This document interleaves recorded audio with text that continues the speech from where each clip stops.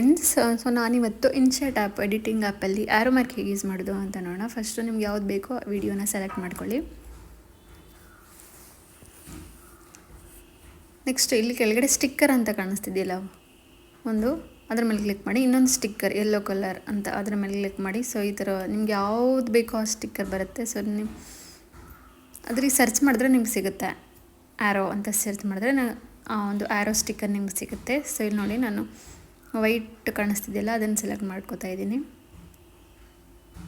ಅದು ಮೇಲೆ ಬರುತ್ತೆ, ಅದನ್ನು ಸೆಲೆಕ್ಟ್ ಮಾಡಿ ರೈಟ್ ಕ್ಲಿಕ್ ಮಾಡಿದ್ರೆ ಅದು ಸೆಲೆಕ್ಟ್ ಆಗುತ್ತೆ. ಸೊ ನಿಮ್ಗೆ ಎಲ್ಲಿ ಬೇಕೋ ಅದನ್ನು ಅಡ್ಜಸ್ಟ್ ಮಾಡ್ಕೋಬೋದು.